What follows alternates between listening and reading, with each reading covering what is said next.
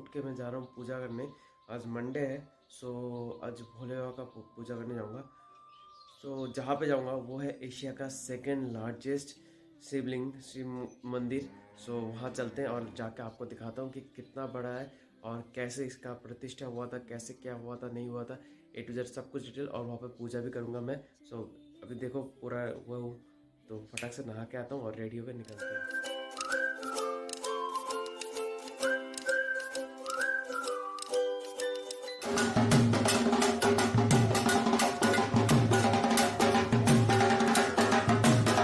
सो 8-10 time हो चुका है और फाइनली मैं रेडी भी हो चुका हूँ। तो अभी निकलते हैं। बाय द वे वही पूजा वाला कुर्ता पहन लिया मैंने। सो निकलते हैं और मिलते हैं वहाँ पहुँच के, या फिर रास्ते में अगर कुछ इंपॉर्टेंट या बहुत अच्छा कुछ दिखता है तो मैं आपको दिखाता हूँ।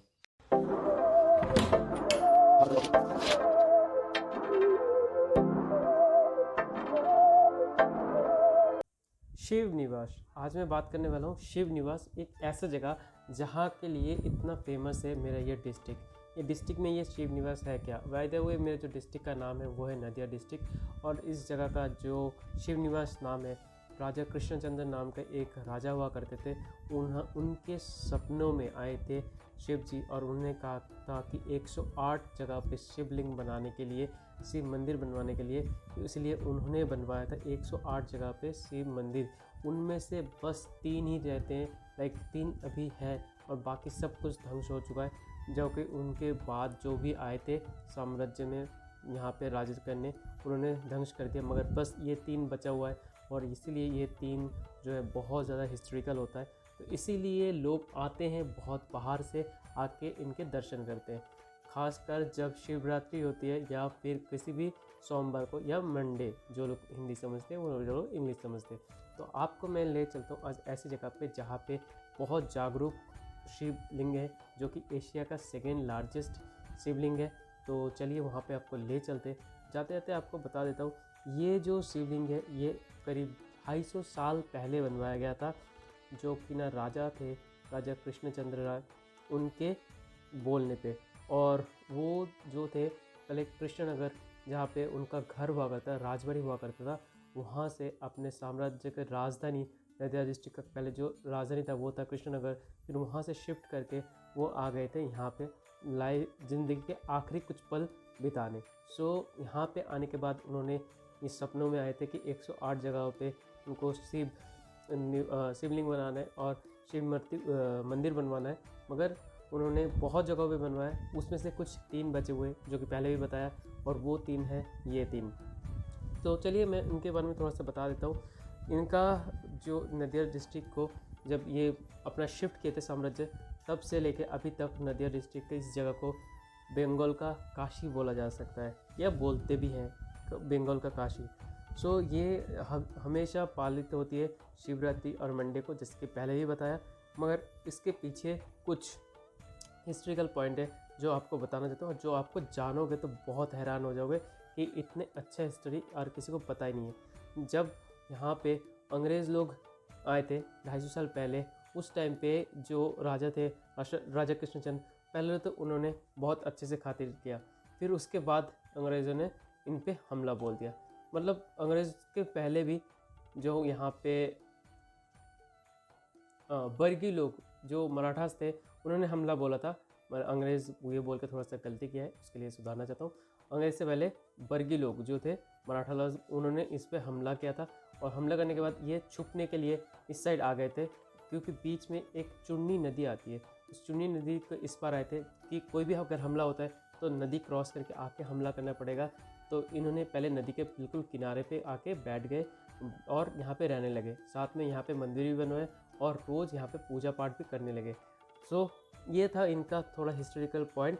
और उसके बाद जो अभी के टाइम पे है, वहाँ पे अभी हर मंडे को खुलता है और बहुत अच्छे से पूजा होता है। और जो उस शिवलिंग का जो हाइट है वो 11 फुट समथिंग है। सो वो बहुत ही ऊपर तक जाता है।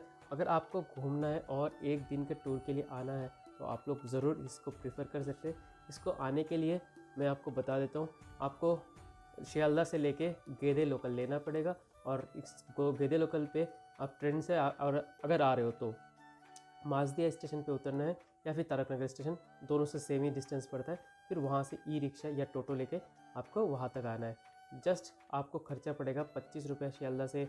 अगर आप मेन कोलकाता से आ रहे हो तो मेन कोलकाता से यहाँ तक आने के लिए 25 रुपये टिकट का फेयर, और वहाँ से लेके यहाँ तक आने के लिए 10 रुपये, 10 से 15 रुपये, बस इतना ही आपको खर्चा है आने के लिए।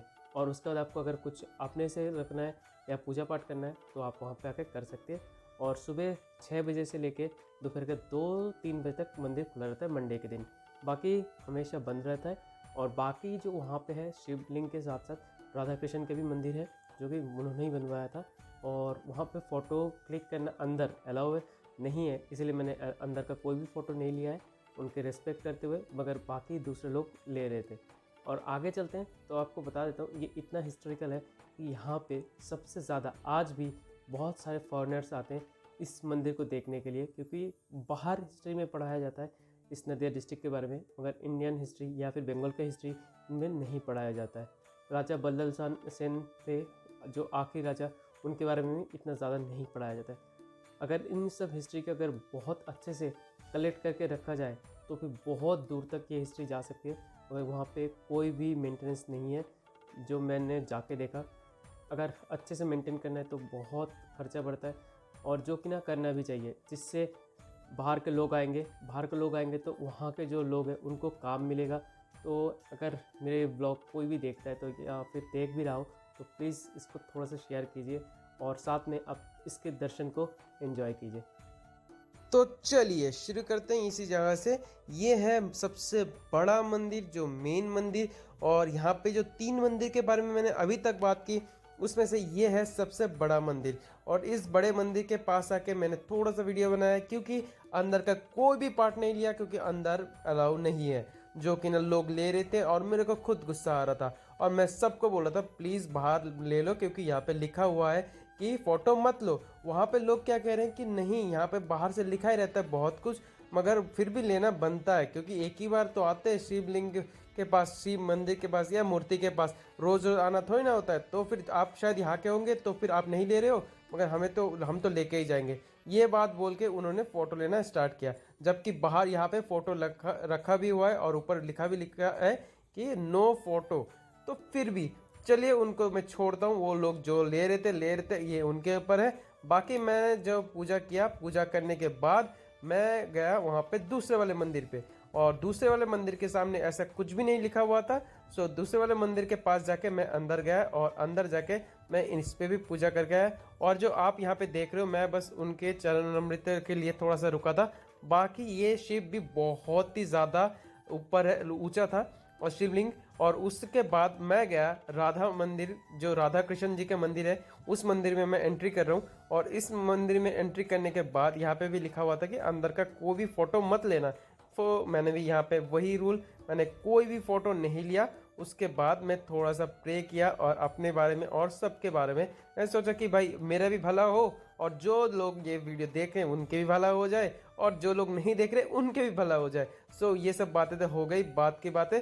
अब चलते हैं, आपको दिखाता हूँ कुष्टी पाथर। ये जो कुष्टी पाथर है, ये सबसे पुराना पाथर यहाँ पे रखा हुआ है शिवलिंग के हिसाब से, सो रूप में। तो उसके बाद हम लोगों ने थोड़ा सा ब्रेकफास्ट किया, और उसके बाद गए हम लोग नदी के पास। जो नदी के बारे में अब तक डिस्कस कर रहा था वही नदी है, वो जो चुन्नी नदी। यहाँ पे हम लोग गए, जाके यहाँ पे थोड़ा बहुत डिस्कस वगैरह किया, और उसके बाद हम लोग निकल के फिर से वापस आ गए। और वापस देख रहे हो, और यहाँ पे एक स्कूल था वो भी दिखा रहा हूँ, शिव निवास स्कूल।